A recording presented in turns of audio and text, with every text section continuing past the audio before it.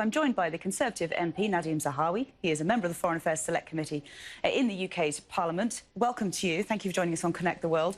This is obviously a historic moment for Theresa May, as we just mentioned, but how fine is the line that she's going to have to tread between bolstering Britain's interests but also raising human rights abuses where she sees them? Well, clearly, the GCC are an important ally, both in terms of trade, as you mentioned, but also culture, education, and most importantly, security. We have a very strong and deep relationship on security with the UAE, with Saudi Arabia. Many of the terrorist attempts in our own country have been thwarted with that cooperation on security with Saudi Arabia and other members of the GCC. Well, the flip side of that, though, would be that some would argue you can spend all this money on strengthening security and defence and improving the infrastructure there, but that only serves to actually be misused in the future by potentially despotic leaders or people who are, fighting against activists for pro-democracy.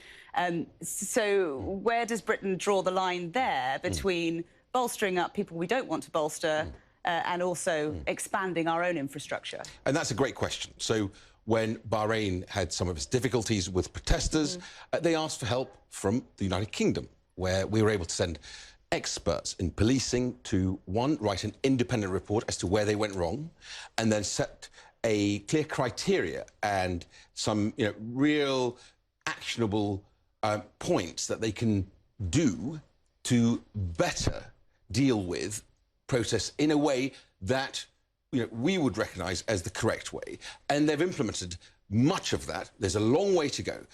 With Saudi Arabia, which I'm sure we're going to get to in our conversation. We will. We have a contract to train the Saudi police force. Now, the question then arises, is it right to help the Saudi police force?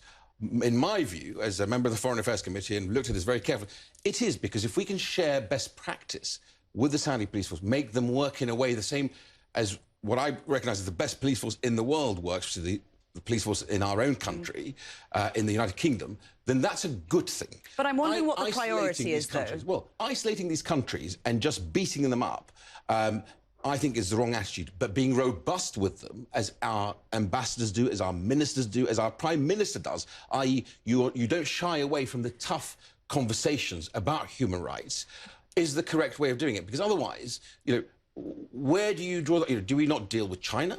Do we not deal with other parts of the world? No, but there is a lot of evidence at the moment of the situation in Yemen, for example, and the Saudi involvement there, evidence of potential war crimes going on. Where does Britain, what does Britain prioritise? Is it money in trade and arms deals and the like, or is it human rights abuses and justice? Well, the priority is to do both.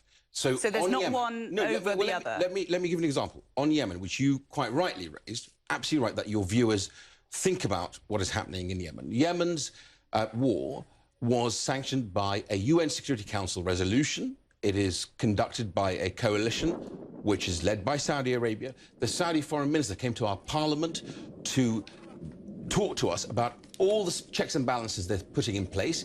At the same time, it's saying, look, of course we've made mistakes, but the question you have to ask yourself is, were those mistakes deliberate? Did the Saudi regime deliberately target women and children? Now, I don't believe the evidence leads you there.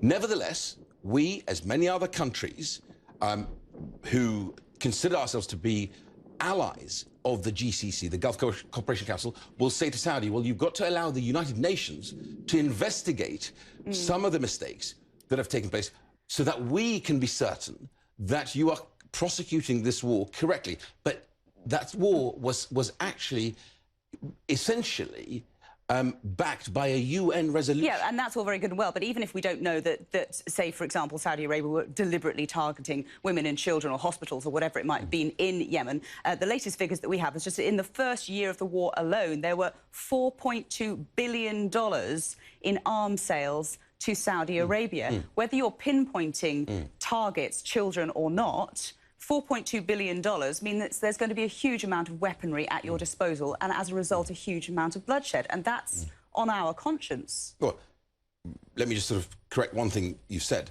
is there is no evidence whatsoever that the Saudi regime was deliberately targeting women and children and innocents. There is zero evidence. We looked at this in my committee, the Foreign Affairs Committee, very closely. There is no evidence of this. Now, there is a court case in process, and if the court finds otherwise, then we'll obviously, my committee will have to respond to that. My committee holds the government's feet to the fire on this, because we're the Foreign Affairs Select Committee. We hold the Foreign Office to account on this. But currently, there is no evidence that the Saudi regime actually deliberately targeted innocent civilians in Yemen. We are running out of time, and I want to ask you about Brexit, of course, because Mrs May, Theresa May, having to sort of reposition Britain looking outside of the European Union at the moment. How important is this meeting and this conference that she's addressing in terms of furthering Britain's interests outside of the EU? It's hugely important. I was in the UAE, in Dubai, specifically on an official visit to look at what that part of the Emirates was actually doing in terms of their ambition. And they left us in no doubt that the UAE would like to have much deeper trading relationships. You know, the GCC are one of the biggest investors in the United Kingdom, and they want to do more. So it's right for my Prime Minister to go, as the first British Prime Minister, first female to address the GCC, those sort of trading relationships with the Middle East, with America, with China, with India, are going to be incredibly important to the United Kingdom and for jobs in the UK. OK, we have to leave it there. Nadhim Zahawi, thanks very much for joining us on Connect the World. We appreciate it.